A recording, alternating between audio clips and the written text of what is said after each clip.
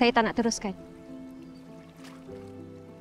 Awak tak nak teruskan sebab pada awak masa ni bukan sesuai macam tu sebab mak awak. Tak apa Nilam, kalau masa yang awak nak, saya faham. Awak cakap dengan saya berapa lama masa yang awak nak, saya sanggup tunggu untuk awak berapa lama je. Saya ikhlas. Awak baik sangat, Azam. Ini ayat-ayat orang kena reject ni. Saya ingat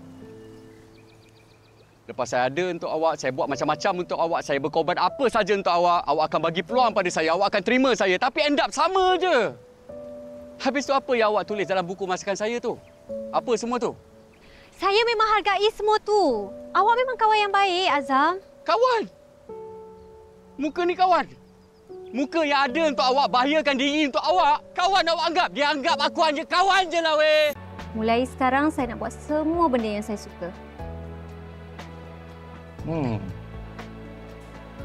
Maknanya orang datang ke sini sebab awak suka saya lah.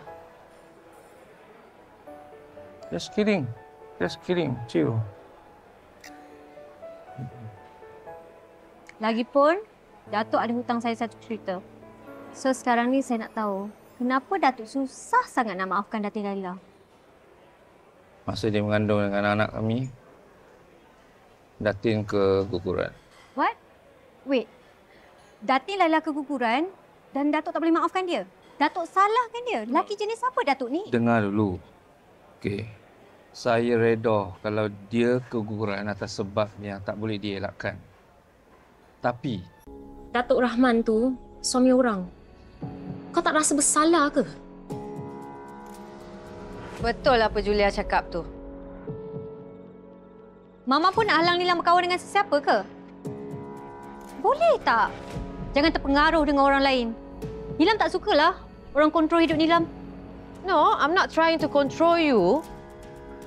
Tapi kalau Nilam buat something yang Mama rasa tak betul, I have to say something about it. Mama tak boleh advise Nilam langsung ke? Why? Kenapa Nilam kena keluar dengan Datuk Rahman tu?